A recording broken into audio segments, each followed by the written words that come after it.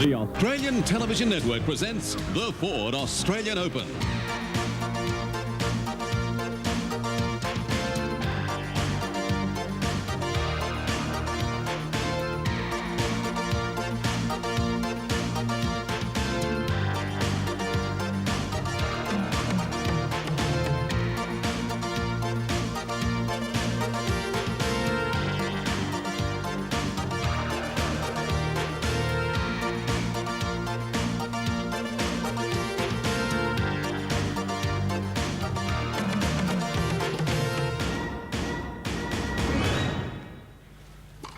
In her opening match, Chris Evert showed great touch against fellow American Gretchen Majors.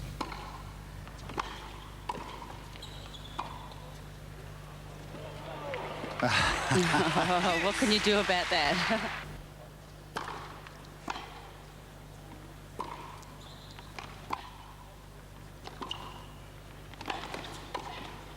And this time it is all over. And her lob was also effective in her quarterfinal encounter against German Claudia Porvik, who won only 4 games.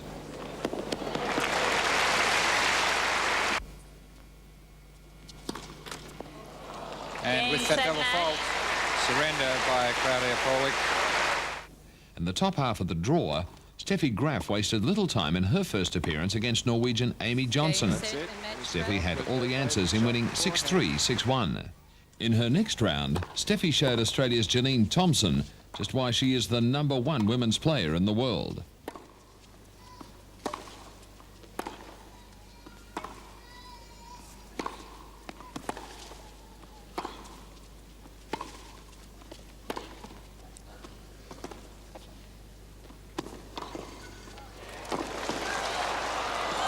Oh, and that is spectacular speed by Steffi Graf. In her round of 16 match, Steffi breezed through the first set without losing a game to Sweden's Katarina Lindqvist, who seemed mesmerised by her opponent's speed.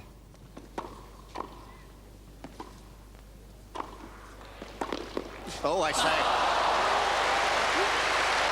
Even 5th seed Hanna Mandlikova was powerless against the immense strength of the top seed.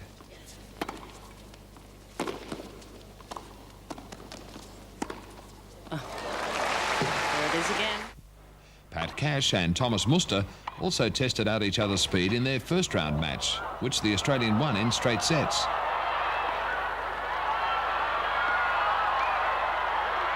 Oh, that's tremendous stuff. Brilliant. Aggressive tennis. Cash was beaten a couple of times. Cash was in superb form, although fellow Aussie Carl Limburger attempted to pin his rival on the baseline. A tactic which worked until Cash found his way into the net.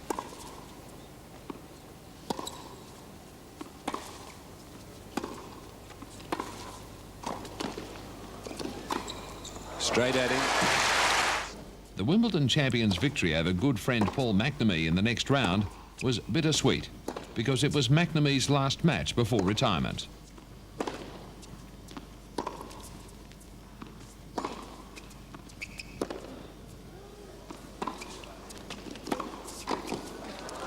Cash wraps it up Game, in set, 42 match. in 3 sets against a smiling. Cash then ended Swede Jonas Svensson's hopes as he continued on without dropping a set. That'll Game do. in first set, Cash. He even managed to send a lob over the head of giant Dutchman Michael Schapers in a one-sided quarter-final, setting up a semi-final meeting with world #1 Ivan Lendl. Cash so charged. Meanwhile, third-seeded Mats Wilander was also cruising towards a place in the final. His first scalp was that of American Richie Renneberg. Oh, brilliant shot. Just spectacular tennis. Then Tasmania's Simon Yule found the Swede impossible to pass at the net. Oh, gee. Great athletic ability there of Mats Wilander. Then Wilander showed no mercy to compatriots Magnus Gustafsson,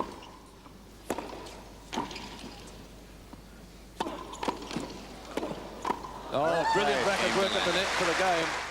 and Anders Jarrett, who had no answer to his friend's clever lobbing.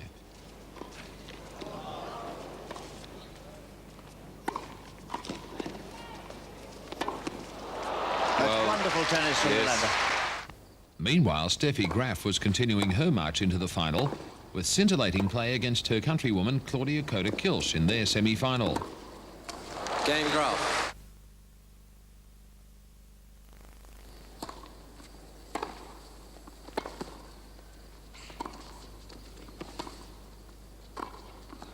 Well, lovely high backhand volley there from Kota-Kilsch.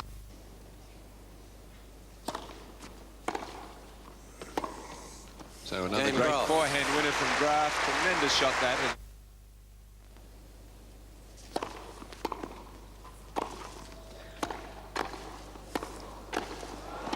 Well, some heavy hitting finishes off the match for Steffi. Game, set, match, Graf. While that result was perhaps predictable, the other semi between Chris Evert and long-time rival Martina Navratilova wasn't going according to script.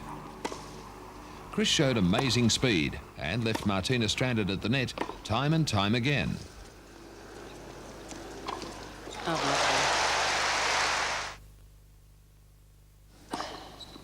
Chris.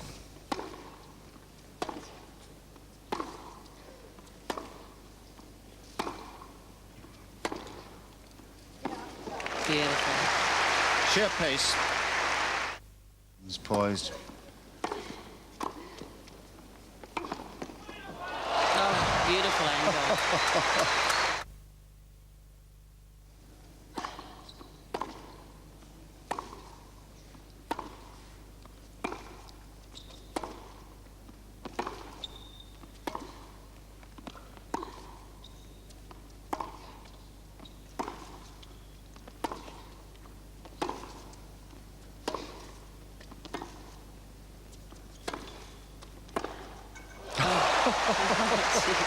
Well.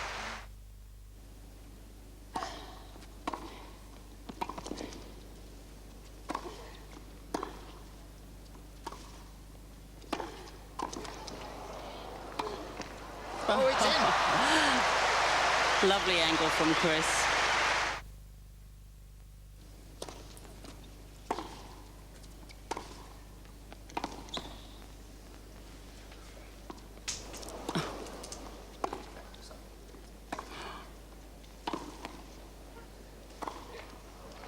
Oh, well, that is so good. My goodness.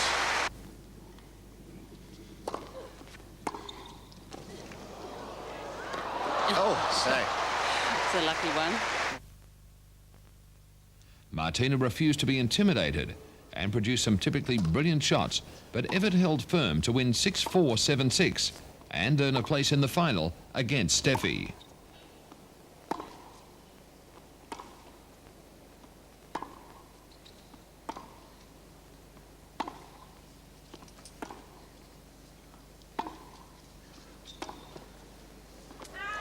Well, it's all over. She's out. Chris Evert is in the final for the 6th time. Verlander ended the hopes of a third Swede, Stefan Edberg, in his semi-final.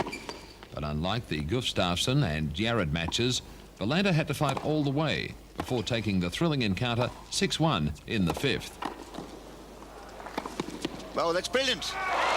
Game Verlander. So Verlander.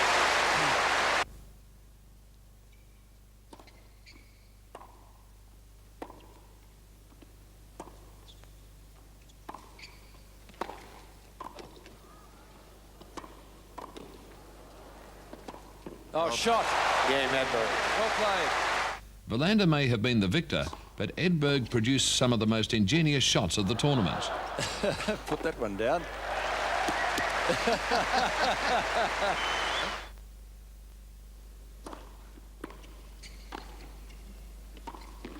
Oh, brilliant shot. Game Break Verlander. serve. Unbelievable. Mets.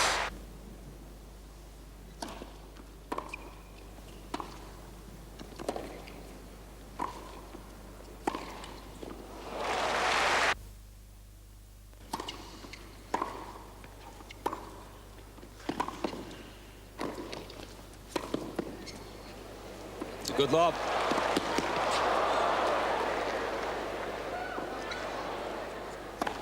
Oh, what a great rally.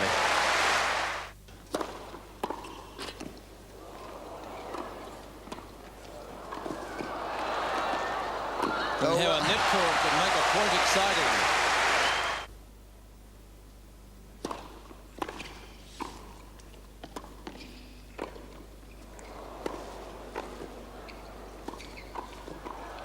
Oh, it's a point Edward should have won, and he knows it.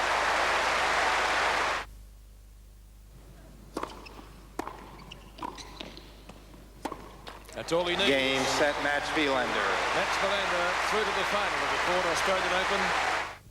The Cash-Lendl semi was also a cliffhanger.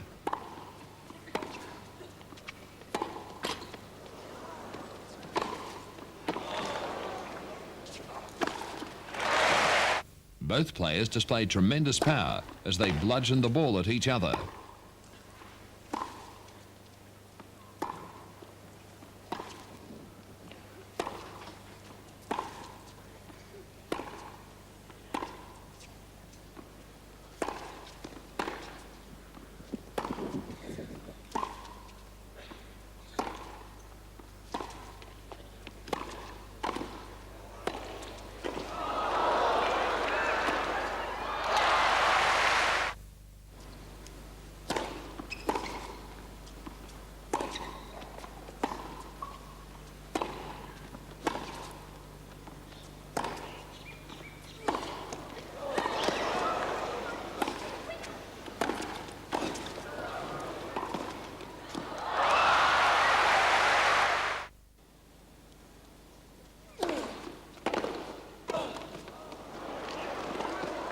Oh, great moving.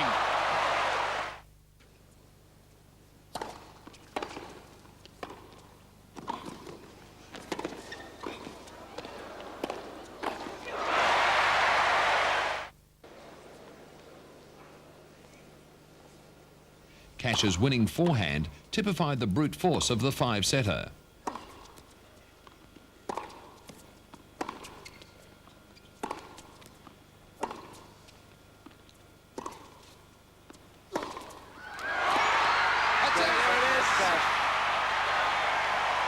Had Cash, the clenched fist.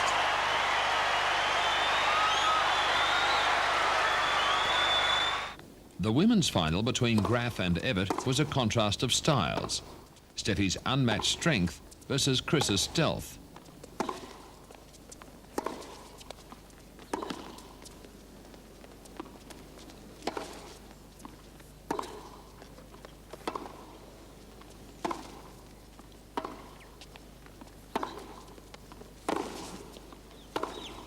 Oh, beautiful. While Evert had to spend time manoeuvring her opponent to earn points, the young German simply clouted forehand winners.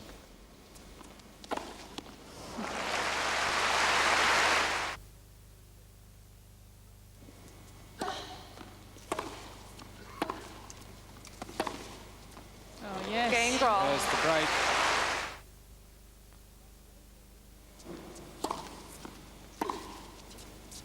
Great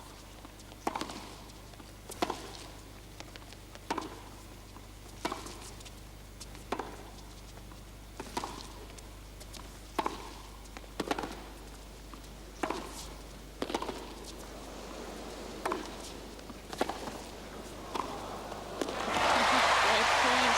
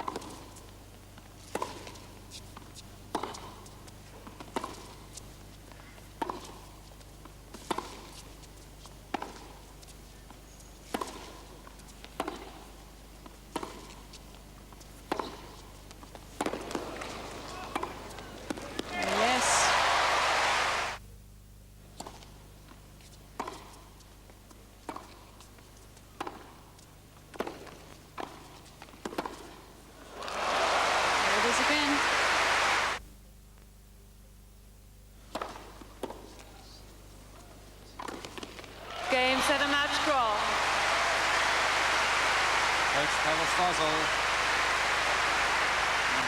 Early in the men's final between Wilander and Cash, the Swede kept the local favourite off balance with precisely measured topspin lobs.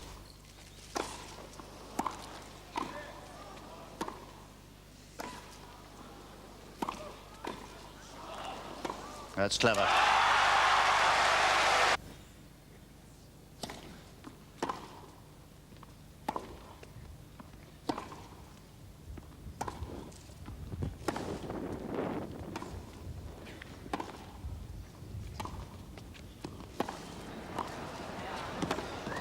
Oh, yes. But Cash remained undeterred, especially when he had control of the net. Oh, well played. There's courage for you.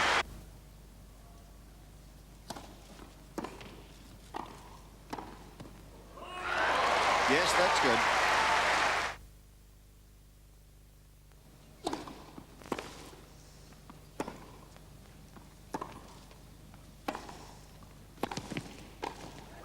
Well played. The final was a battle of wills, the finest match of the championship.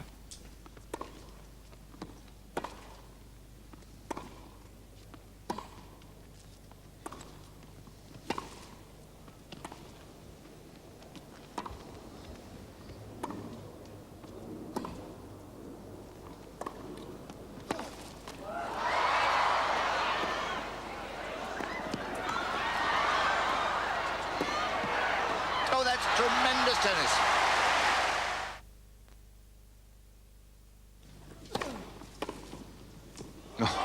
Speaking of the standard of play, What a return from Mats Wilander.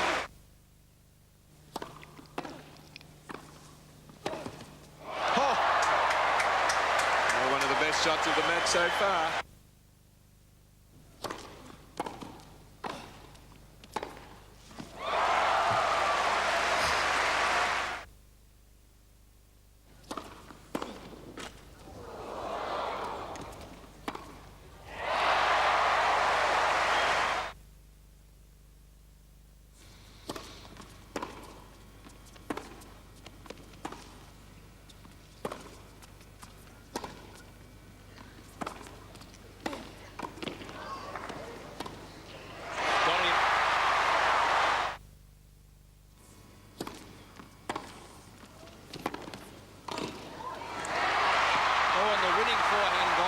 Gives him a break point.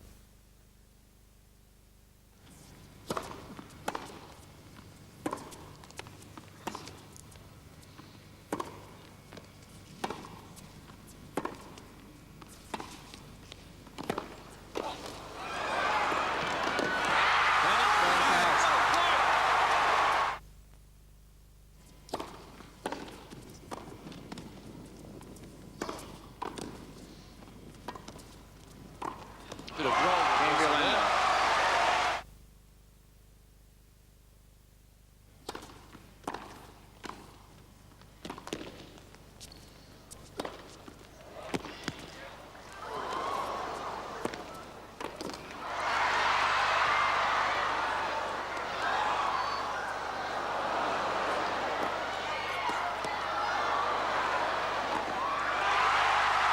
Amazing tennis from Max Wilander. That's the only way to describe that. He was out of that point for all money.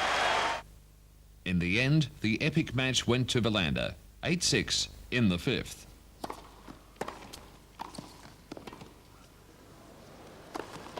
And Max Wilander wins it. Game He's the set, Max 1988 Wilander. Ford 3 sets to Australian 2. Open champion. 6-3, 6-7, 3-6, 6-1, 8-6. The 1989 Open started in sensational fashion, much as the 88 Championship finished. Mark Woodford and Yannick Noah were responsible for keeping a large crowd enthralled until the wee hours of the morning. The standard they set was exceptional as they swapped winner after winner.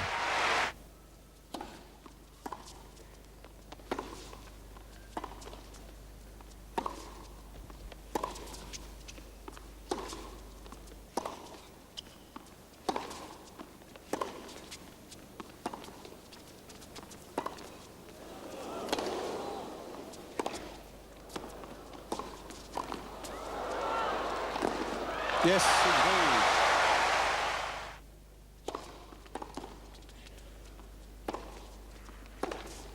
Oh, he means business.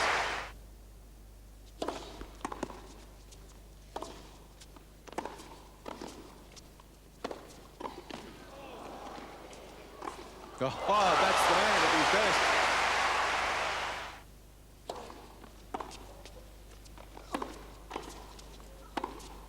Yes. No, he was there. He was at the net.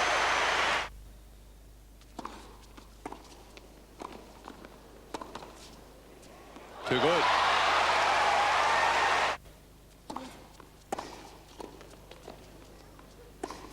It's set point for Noah.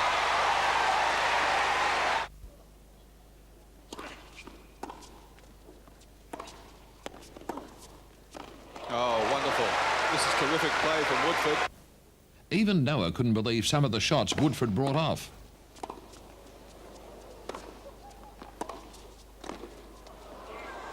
Oh, sensational. Noah Sensational too.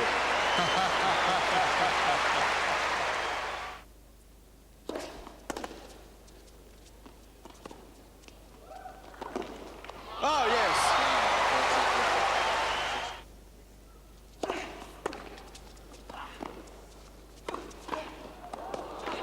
Oh, fantastic tennis by McEnroe.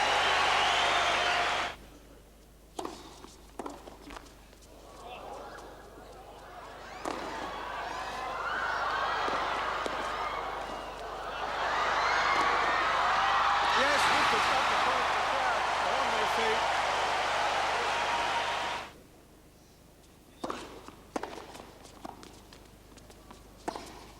Oh, what a great shot from Noah.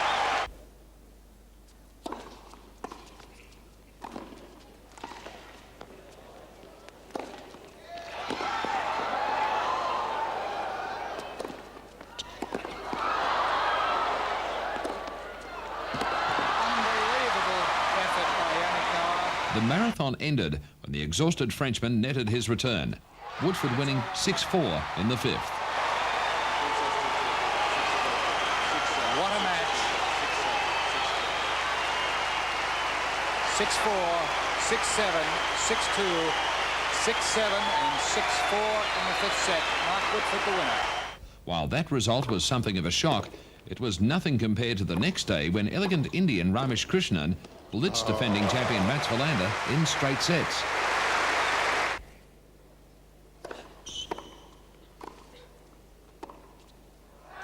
Oh, what glorious touch.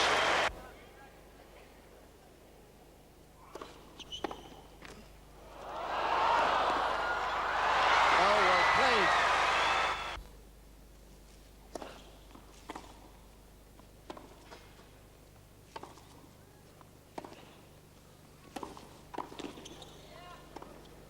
That'll do. Yes, he's got it. There's the break again. Oh, well. Brilliant. The world's #1 was stranded by the deft touch of his opponent, who reeled off winners from the most improbable positions.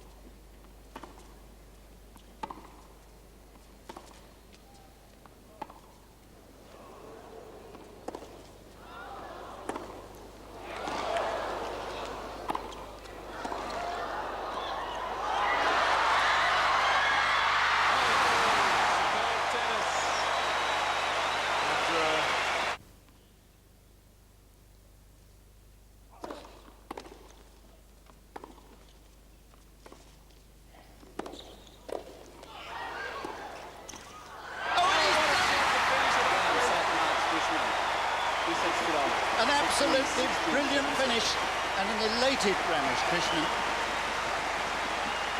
Third seed Boris Becker followed Wilander out of the tournament when he was blasted aside by Swede Jonas Svensson in straight sets. Gee, that's clever play.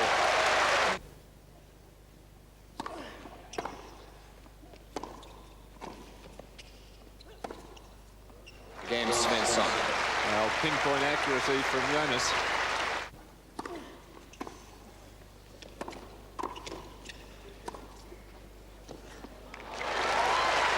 Again, keeping calm and composed.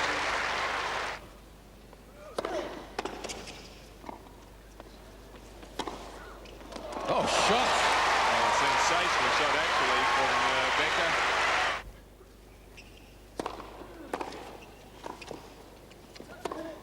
Again. Oh, gee, that is magnificent. On the run from Svensson. Only occasionally did Becker produce fleeting moments of brilliance, but they were too few, and his Australian Open again ended early. Becker bows out in straight sets. Delighted Jonas Svensson, as well his supporters, thoroughly deserved victory. There was more drama in the third round clash between Pat Cash and Stefan Edberg. Oh, brilliant tennis from Edberg. Edberg breaks again. Oh, brilliant shot.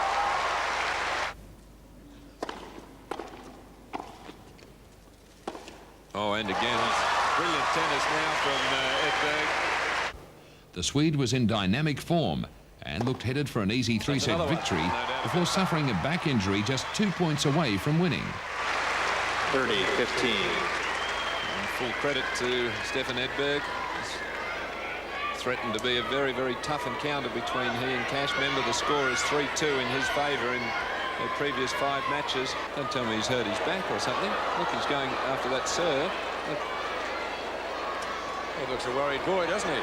And I think it's called for the trainer. There he is, Bill Norris, ATP trainer. A sensational development at this stage of the match where he's got it absolutely shot to bits. And he's getting some spray on it there now. The score is 30-15. He's 2 points from the match. After treatment, Edberg smashed down an ace, then watched with relief as Cash failed to keep the ball in play. Unfortunately, Edberg defaulted his next match against Thomas Muster. That's the match. Edberg 6-4, 6-love, 6-2. In the women's draw, there were no such controversies, as Steffi Graf blasted her way towards another Open title. Really setting up the forehand. But if Kerry Ann felt bad, Spera thought for Canadian lass Renee Simpson, who could only smile as Steffi humiliated her 6-love, 6-love. 40-love. Melbourne's Nicole Provis was next on Steffi's hit list, losing 6-4, 6-love. Game Graf. And Steffi Graf is well on her way. In her quarterfinal match, Steffi had no problems with Claudia Kota-Kilch, winning 6-2, 6-3, the identical scoreline from their Open meeting the previous year. In the other half of the draw, Czech Helena Sokova was looking dangerous, beating Catherine Tonvier in the round of 16 to set up a clash with Martina Navratilova in the quarters. Martina was anxious to atone for her poor 1988 Open form, but she came up against Sokova in full flight.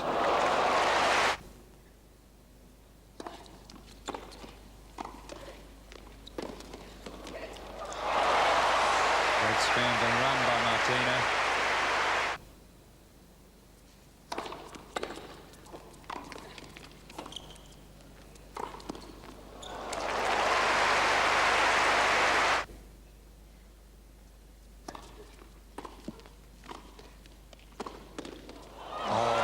Great run by Helena Sokova.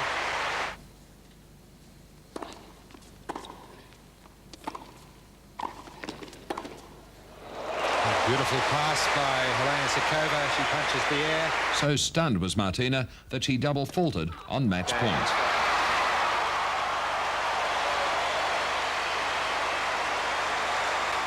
With Verlander an early casualty, second-seeded Ivan Lendl thrashed Alexander Mronz. As Lendl did Mronz then. Outgunned former Israeli soldier Amos Mansdorf, and set up a quarter-final clash with former world number 1 John McEnroe. Yes, I'm afraid that was Lendl didn't show any niceties against his opponent, chalking up a 7-6, 6-2, 7-6 victory. Well, we said no love lost between Lendl and McEnroe.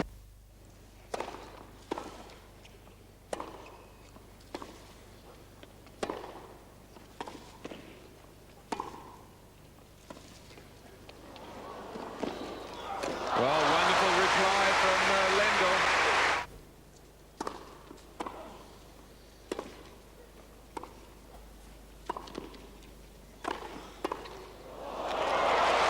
Great anticipation from Lendl.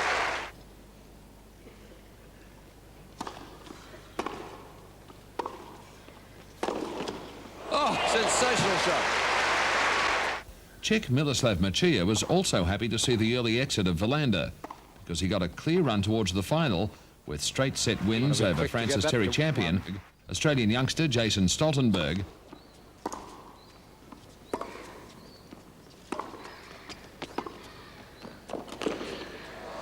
Oh, that's just too cute and clever.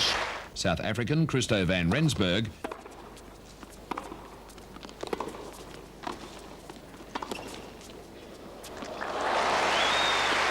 and Yugoslav Goran Ivanisevic, who soon learned just why Machia is known as the Big Cat. Oh, now that's why he's called the Cat. New Zealand's plucky left-hander Belinda Caldwell kept Helena Sukova on her toes in their semi-final.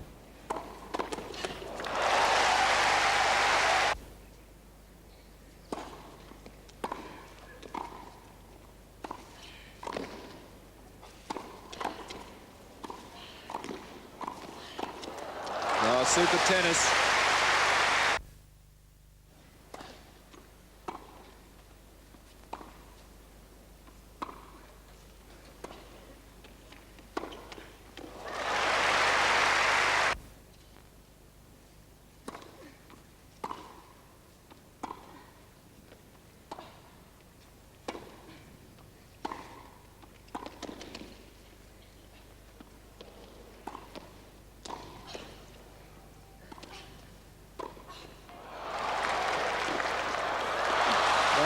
Just superb tennis.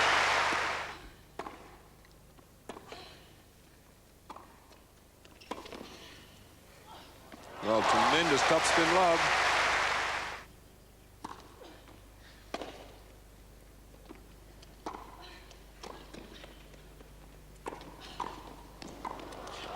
Oh, what an effort.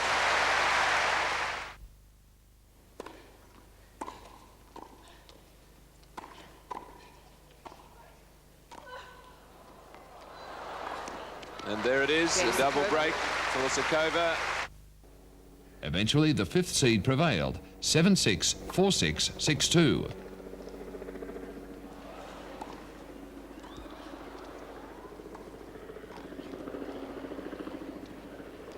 This time she does it.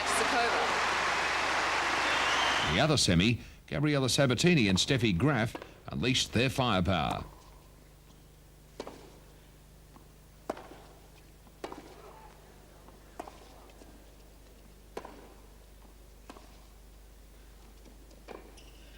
Game 17. But after the first set skirmish, Steffi cranked up her forehand and blasted the number 3 seed off the court without dropping a game.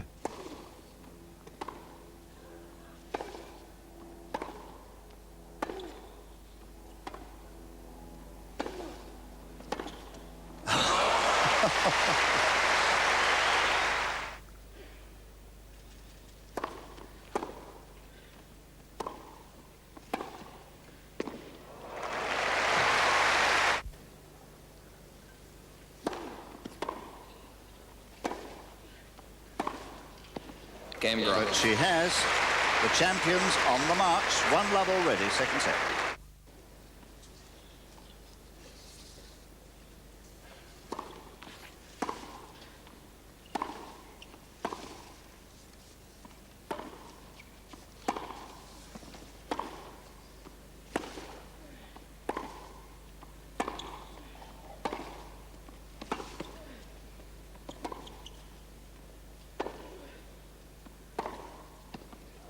Perfect.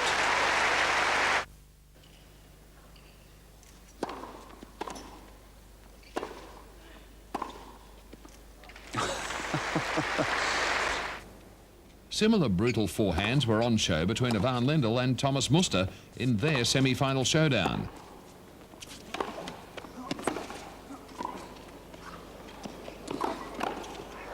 Oh, great reflex volley from Lendl. He was ready for that one.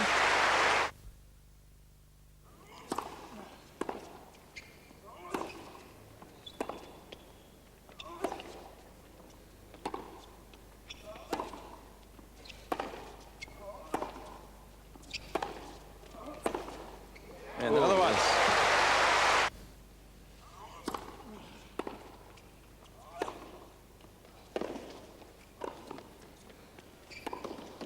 Oh, shot.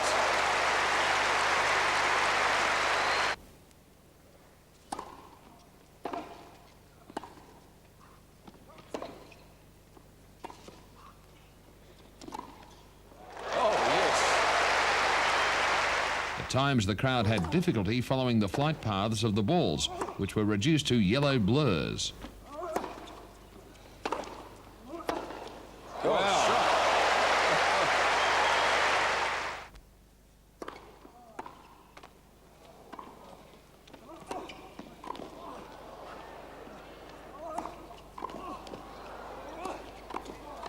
Oh, point of the match.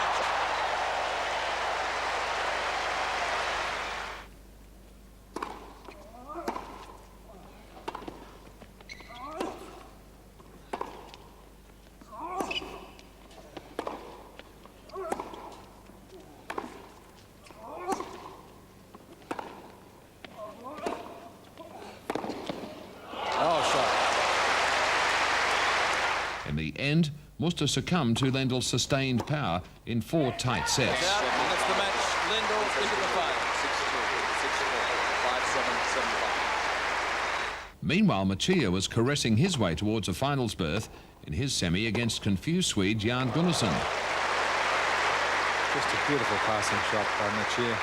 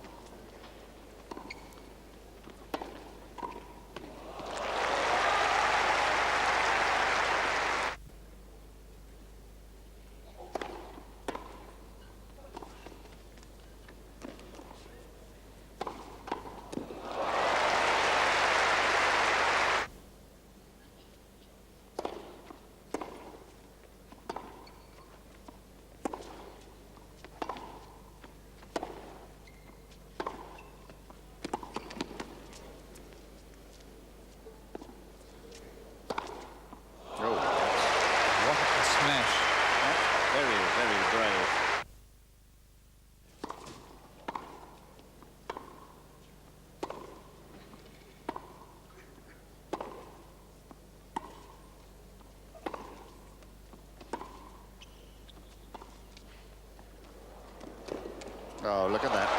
Game, mature.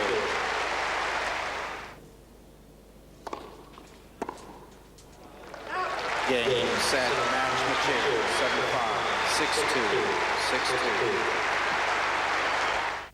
The women's final between Graf and Sukova produced some memorable highlights. And again, most of them flowed from Steffi's racket.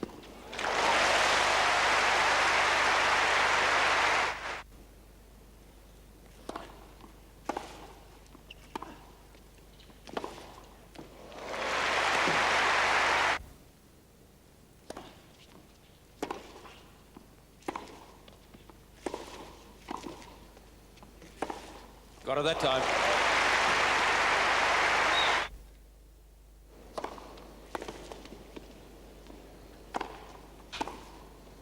Oh, top point.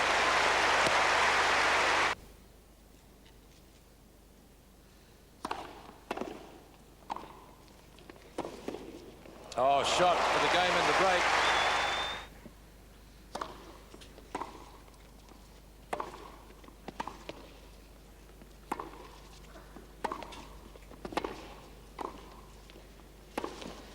Just too good.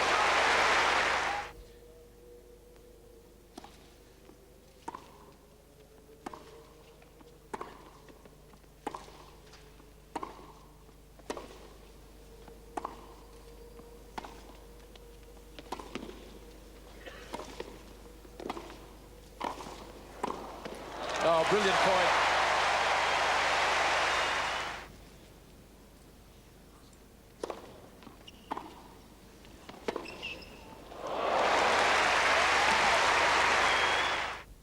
Aptly, her second successive title resulted from a stinging forehand winner. And that'll do it for Graf. 6-4, 6-4. The men's final between Lendl and Machia proved to be little more than a hit-up for the world's number 2.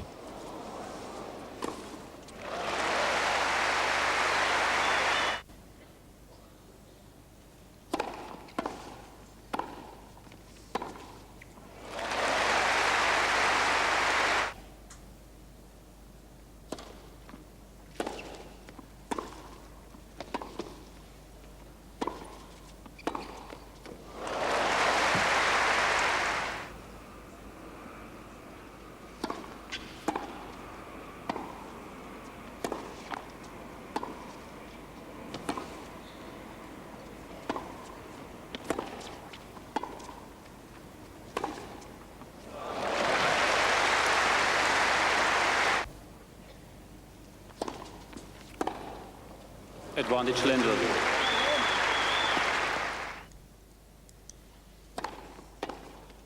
Oh, great return of serve.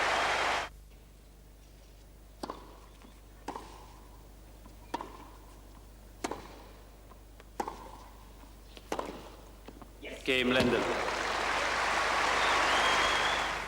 Only rarely did Machia provide the touch which took him through to the final.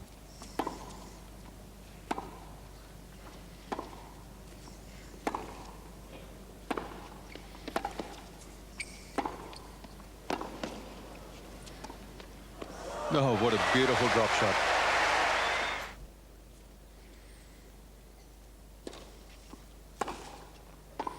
Game, set, and match Lendl.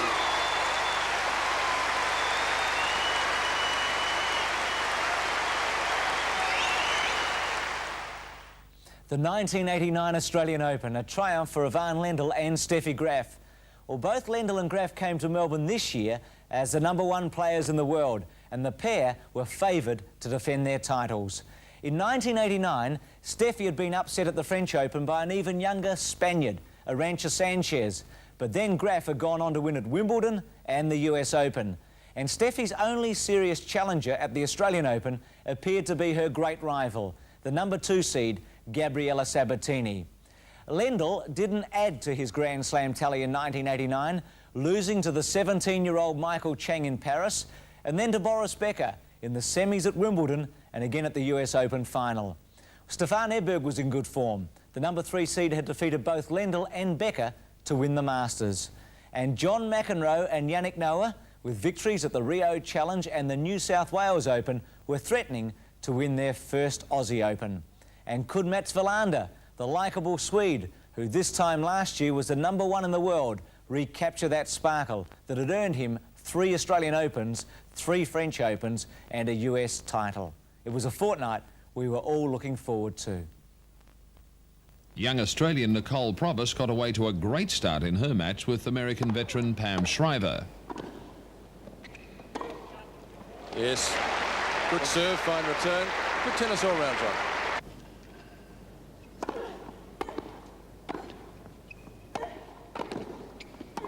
Good. She'll be hoping that she wins a few more in this set, though.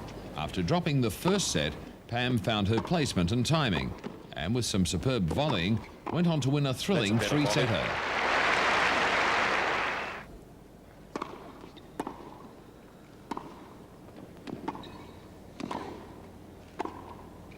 Love 15. That's one of the strengths of Shriver's game.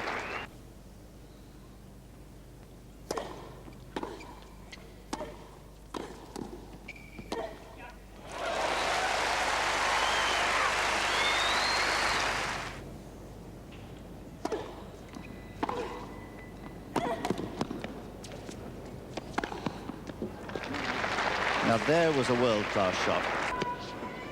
After an hour and 50 minutes.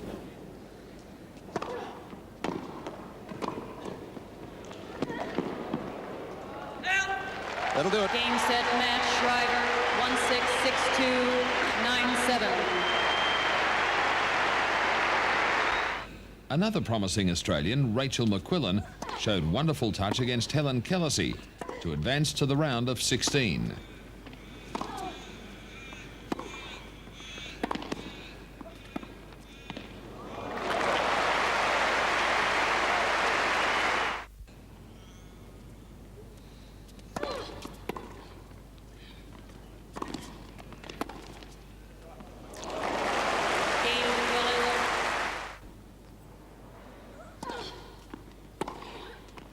Oh, shot.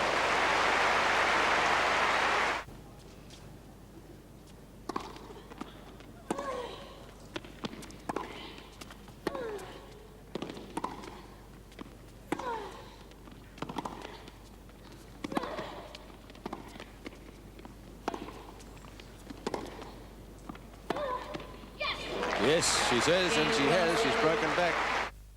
Rachel hasn't done very much with her volleys. I guess surprise tactic to follow that and return into the net then.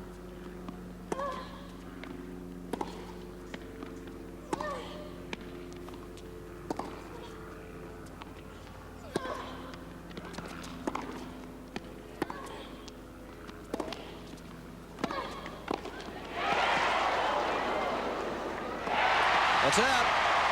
Game, set, match, McQuillan,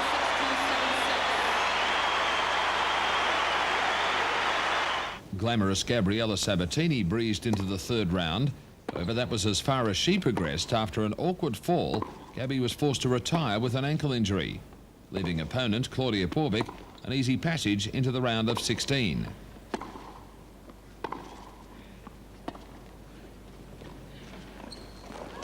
Oh dear, I hope that's not a twisted ankle. The problem with this surface is that sometimes, I don't like the look of that, is that sometimes the foot sticks. Gabriella, do you want the trainer? It does not Let's look get the trainer, good. okay? Well, we can see right now just how swollen it is. And it doesn't look good at all. Well, we saw just how nasty that injury is, and she's been taken off in a wheelchair. And the thing that it's going to take a few weeks for her to be able to get back into training, and she's going to have to be very careful with it. And a very disappointing exit for Gabriella Sabatini. She was playing very well in command of this match. Just wondering, you're angry with the surface, Gabriella, that doesn't have enough give? You think it's a bad surface? Well, I don't think so. I mean, it's a little dangerous sometimes, but, you know, these things could happen. So is it just a matter of bad luck, or do you think the I court think surface should be redesigned? No, I think it's bad luck, and it's not so bad, so... You're very disappointed that you're out? Well, a little bit. You know, I had good chances to win the tournament, and, well, now I have to think on the future, and I hope it's going to get better. How long do you think you might be hitting the ball again before you hit the ball again? I don't know. Depends how I feel it. So, maybe it doesn't take too much. But Sabatini wasn't the only one having problems. On an outside court, Mark Woodford, attempting to return a deep backhand from David Wheaton, fell, and like Sabatini was forced to retire, leaving the court in a wheelchair. We need the trainer to tape an ankle real quick. Thank you.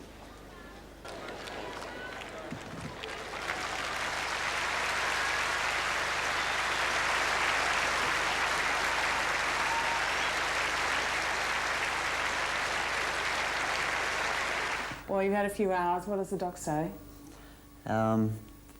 He suggests that two options. One is an operation which will keep me out of action for about 6 months. The other is slow rehabilitation, which may take 3 to 4 months. So either way, it's not, you know, going to clear up in any short time. So. What did you do? What have you done to the ankle? They're apparently on the side of where the big bone is on the ankle.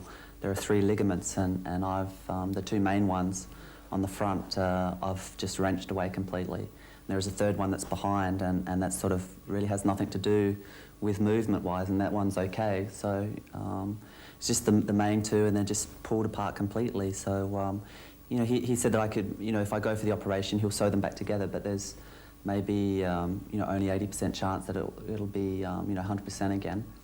And the other way is, you know, maybe a 60% chance of being a success. But, I mean, either way, I can still play tennis, no problems. It's just a matter of if I do the work and if it strengthens up.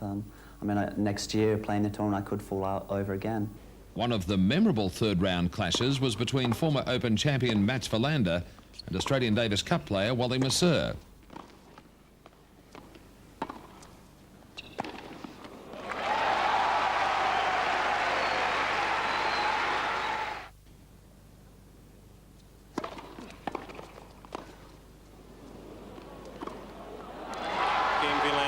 And Wilander breaks back as he did in the third game.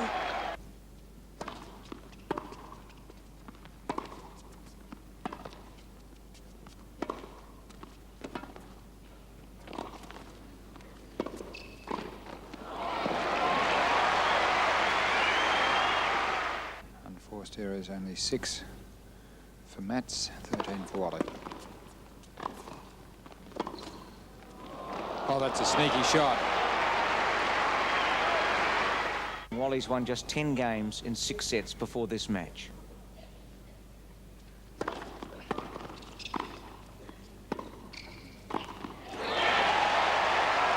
jump.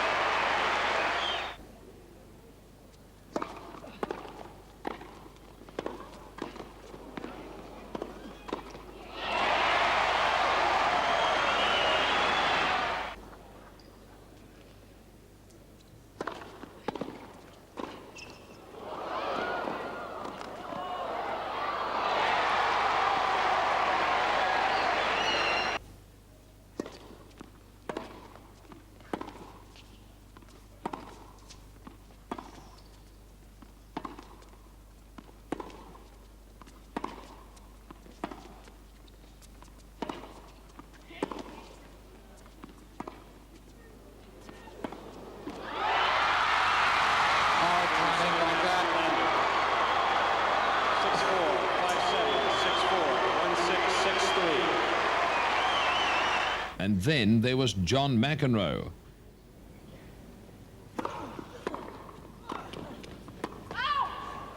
$30-40. Well, I wonder if John Alexander had a clear sight on that ball. Did Gary, and the ball was definitely long. Okay. I think John is more looking for a rest at this moment before a very vital point now. It's break point to earn fours. And he's going to play on.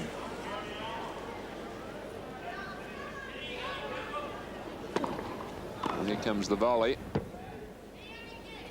Certainly on the reverse angle. Gee, I don't know on that angle, but Terry Armstrong said it was too close. He couldn't possibly overrule. We'd certainly agree with that. In the following game of the fourth set, McEnroe received his first warning after an eyeball confrontation with a lineswoman. Well, it's just underlining the fact that John McEnroe just hovers over that lines lady. Code violation, unsportsmanlike conduct, warning Mr. McEnroe. Well, that's fair. He had to get him for something. And that was very intimidating of McEnroe. I looked at that as blatant intimidation of an official. Yep. Sorry, I'm not going to have that. That's blatant intimidation. And then came a penalty point for racket abuse, thus giving Michael Pernfors the game.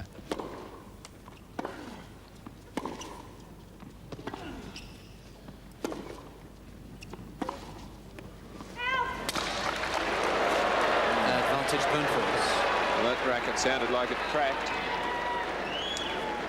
And Terry Armstrong not giving him a Pernfors heading. Violation, racket abuse, point penalty, Mr. Point. McEnroe. Yes. That's exactly right. Had to be. McEnroe was then defaulted for verbal abuse. McEnroe knows that it's right. Game Pernfors. That makes it game. That's a break of serve.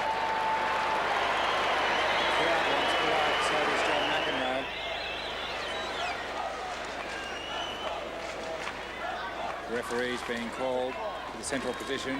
Super referee Ken Farrar. Peter Bellinger is there. Here comes Ken Farrar.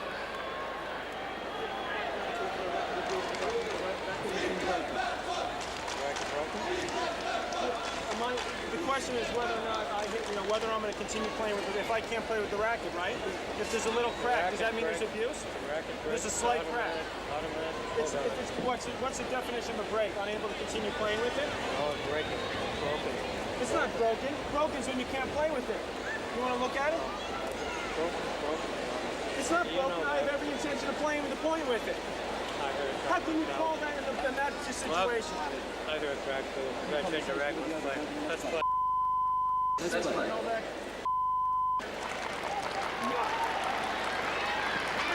Well, it may very well cost him the match. Wait, Ken Farrar has overheard McEnroe swearing. It's a very interesting situation now. There's the racket. No doubt it's split there. Now, Ken Farrar. I think this could be a game penalty. Code violation, verbal abuse, default, Mr. McEnroe. Whoa! Game, set, match, point force. That's the end of the match. The crowd are stunned. They can't believe it.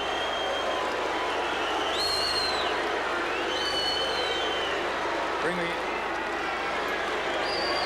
John Alexander is down there. We heard very clearly at court level, John McEnroe used profane language in the direction of Ken Farrar. Ken Farrar took one more step, turned around, went back, called Peter Bellinger, called the umpire, said what had happened, and directed that a default be given to Michael Pernfors. The crowd is stunned. They can't believe it. Michael Pernfors can't believe it. John McEnroe can't believe it. He is stunned. He is walking slowly to his chair. I'm sure that you'll find out what I said. It was a four-letter word, and I was unaware. I thought the rules were different. I thought we were still playing the rules of last year at Grand Slam tournaments. I was misinformed. My understanding was that at this tournament that we were still playing the four-step as opposed to the three-step. I really don't have anyone to blame but myself in that sense for not being aware of that. I mean, this is like a long story, you know, that culminates in me getting defaulted at a big tournament. I mean, I guess it was bound to happen. It's too bad. I don't feel good about it, but I can't say that I'm totally surprised. Is a cracked racket broken? I mean, that's really what it boils down to. Should I have gotten a warning for going up to that lady and just looking at her?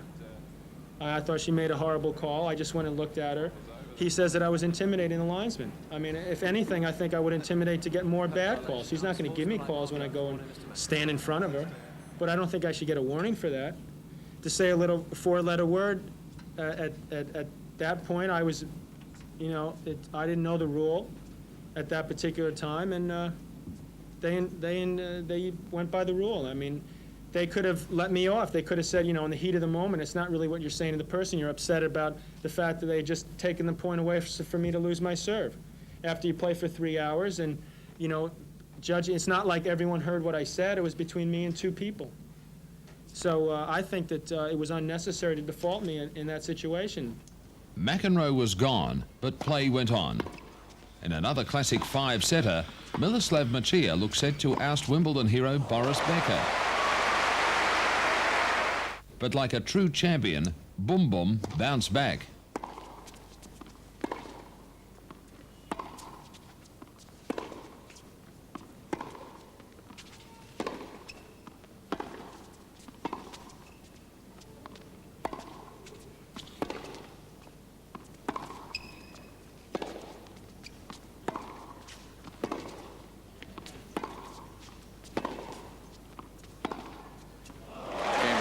Does it. So the most famous serve in tennis, broken 3 times in the first set.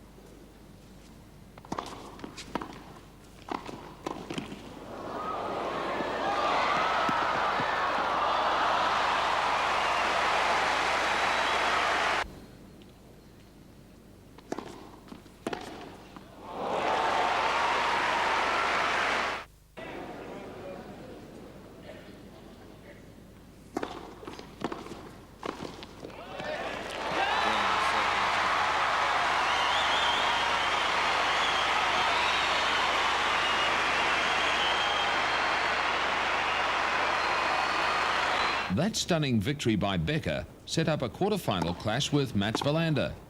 And this time the Swede did not give Becker a look in. Lovely.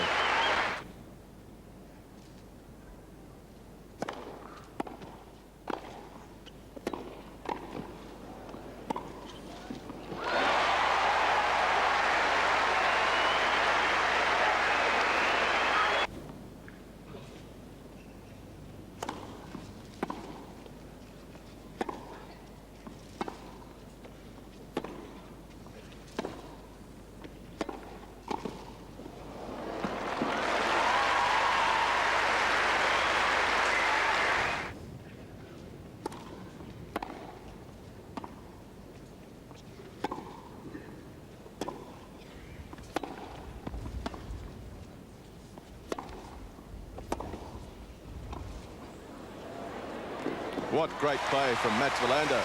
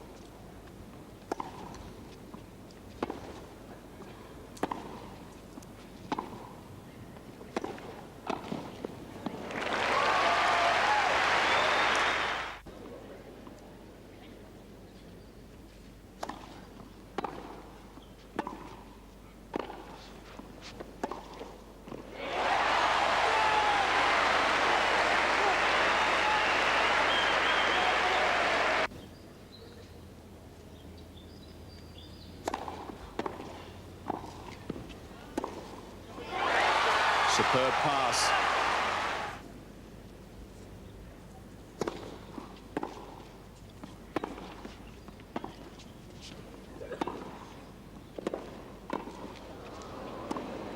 Yes, Wilander does it. 3 seconds left. 6-4, 6-4,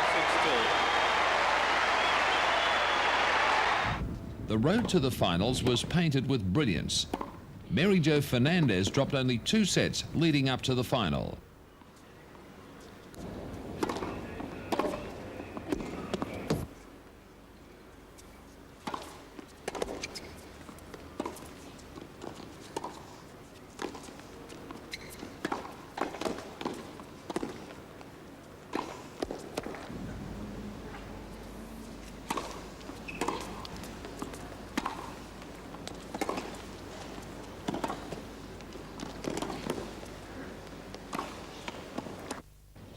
One of those drop sets was to Zina Garrison, who won the first 6-1.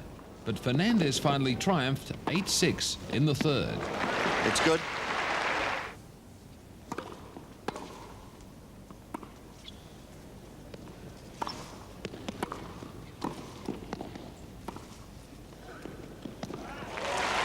Deuce.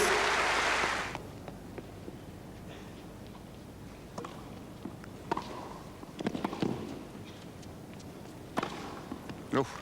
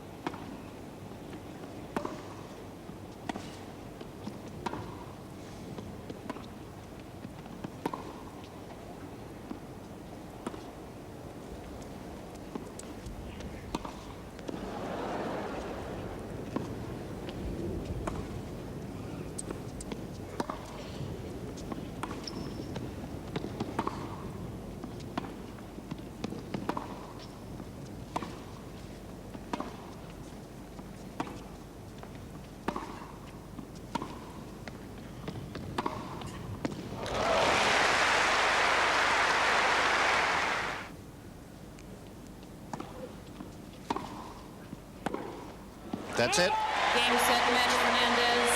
1-6, 6-2, 7, 8-6. Steffi Graf again displayed awesome tennis in her quest for a third Australian Open title.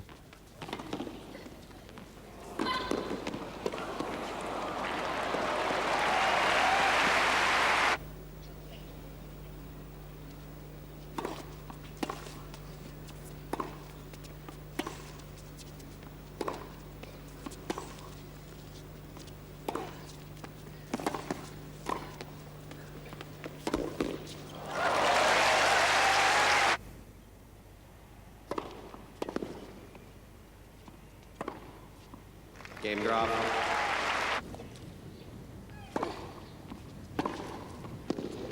$15.40.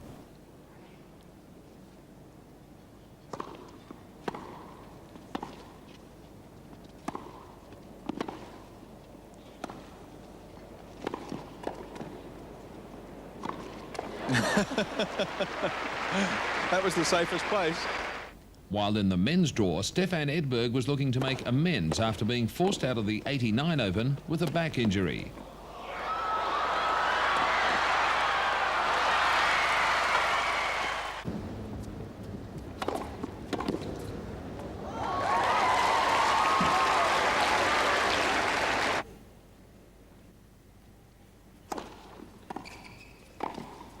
Game, Edberg.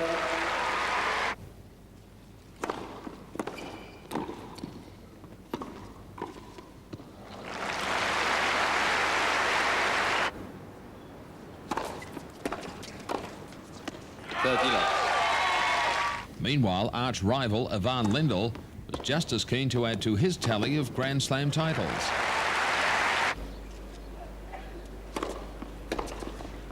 Love 15.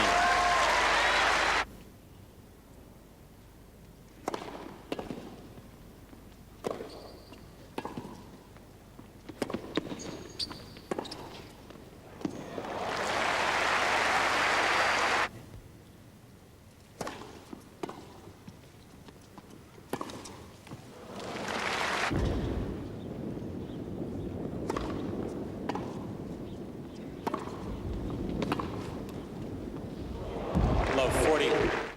After a tough quarter-final, Mary Jo Fernandez breezed through her semi-final clash with Claudia Porvik to stake her claim in the final.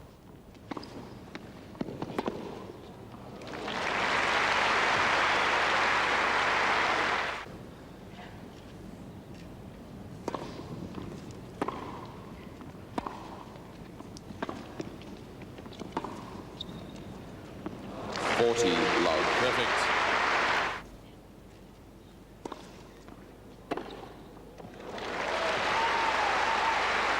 Three love.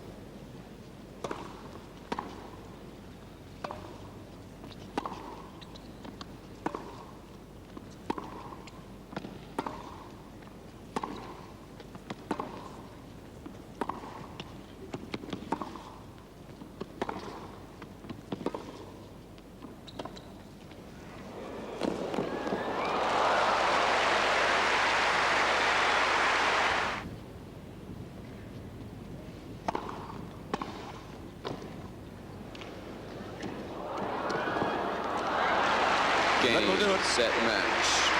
Fernandez. 2 sets to love.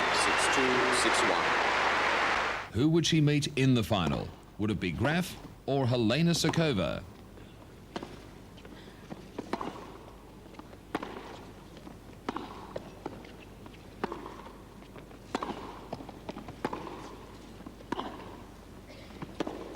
Oh, terrific point.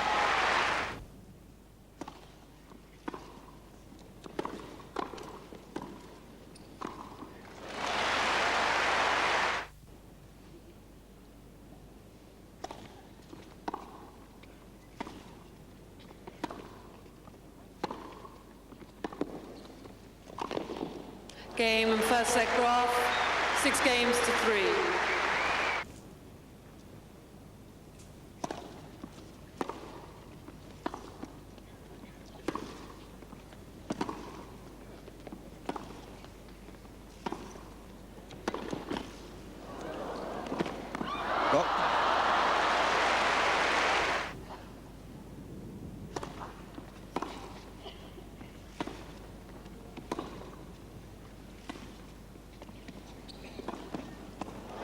Yes, hooks it with a lot of topspin cross court for the winner and the service break. 2-love, second set.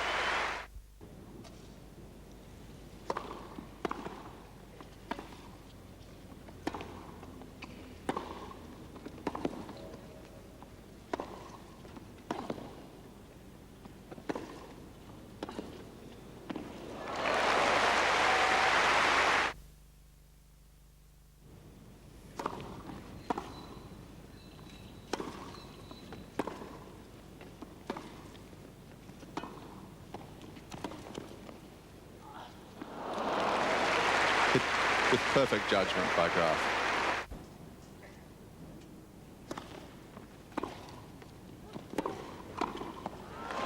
Got it this time. Right on the line. And the break for 2-1, third set.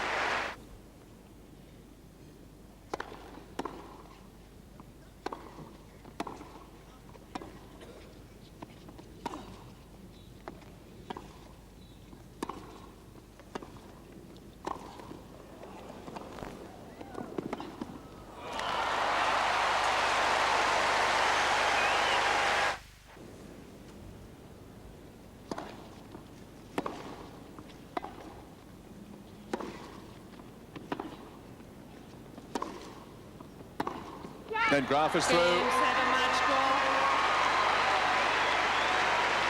6-3, 3-6, 6-4. The men's first semi-final was a battle of the Swedes, and what looked to be a tough, enthralling encounter between Edberg and Belander turned out to be a cakewalk.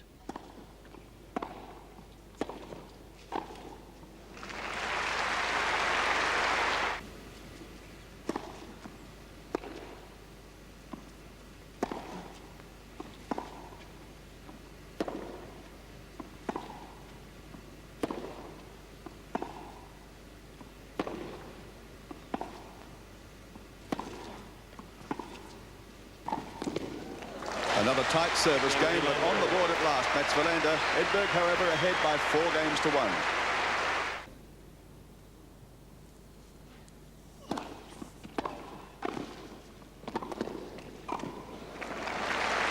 Game Edberg. Oh, he is really on a roll.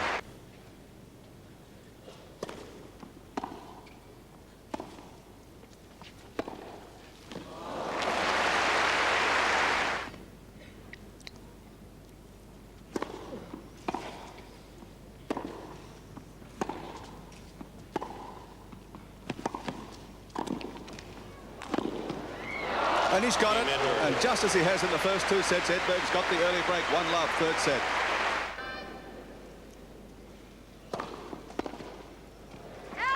Edberg victorious. 6-1, 6-1, 6-2.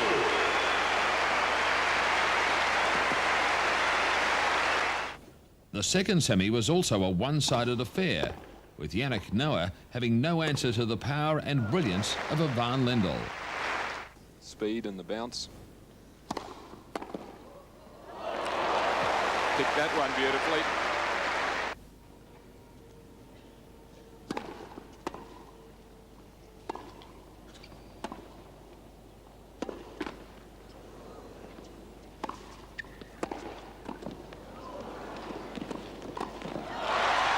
Well, the first time we've really seen the athletic ability of Noah at the net. The crowd love it.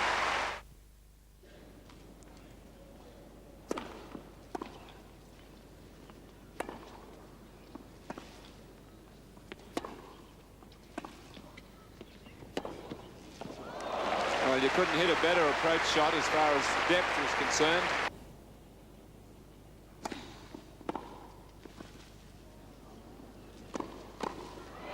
Just right.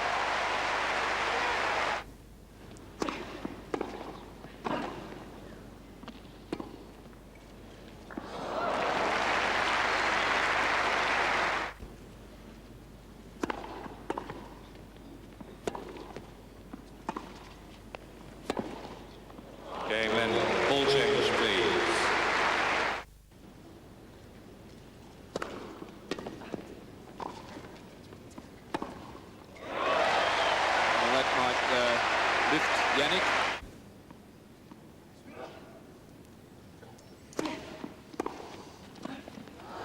Game, set, match, Lendl. 3 sets to love. 6-4, 6-1, 6-2.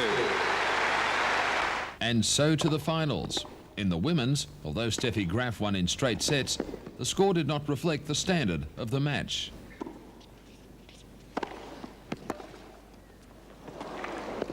Oh.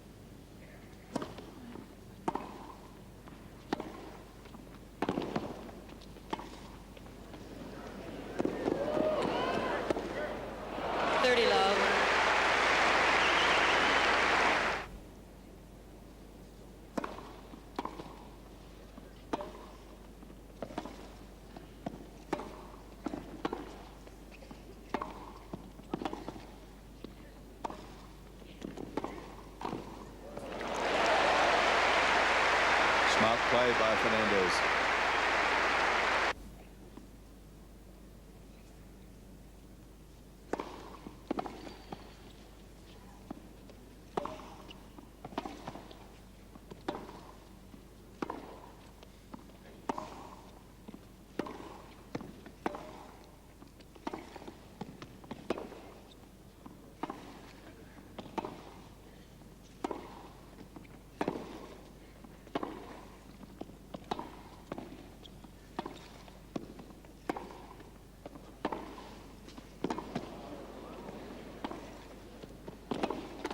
Yes, just tripped the tape, but it was always going to be a winner. Dad loves it.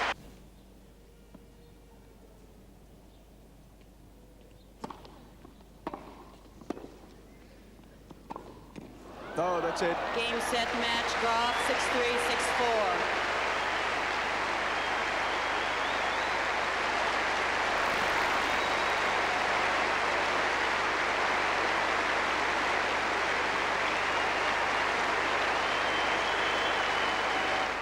And in the men's, the first 2 sets between Edberg and Lendl produced some wonderful stroke play.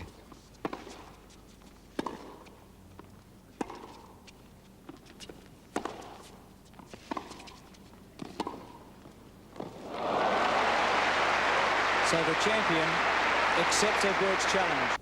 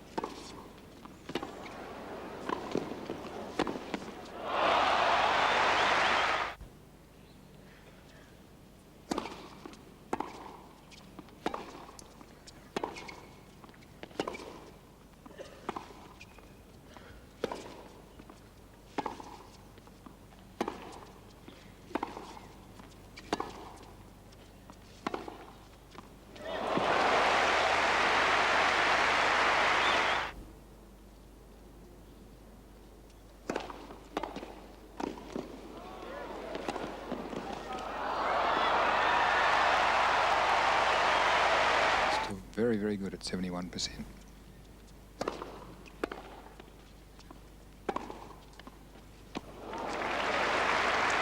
And Edberg incredibly just pulling up short there.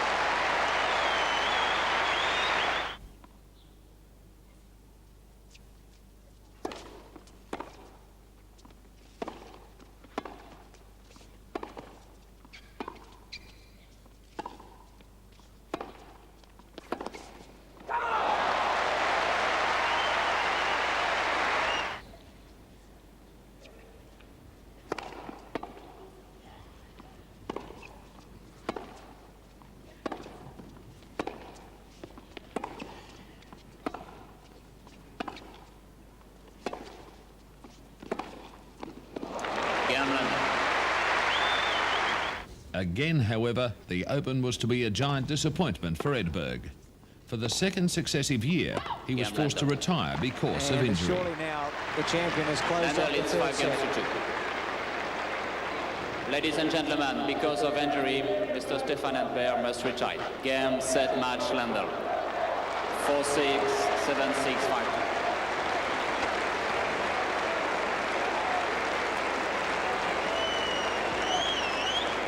What I actually think happened, it happened in the last game when I was playing Mats, you know, in the first point of the last game, and I sort of threw the ball too far to the left, and I reached for it and I felt something happen.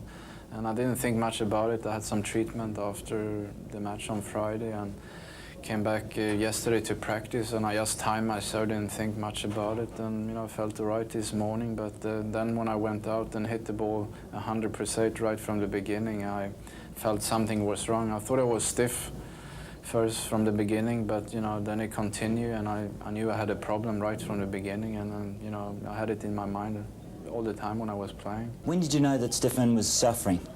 I was not sure in the second game of the match, and I thought maybe he's just kicking the serve to warm up, and then as he was not putting more and more on the ball, I was starting to see that something is wrong. I didn't know what kind of an injury or stiffness he's carrying, but I knew something was going on.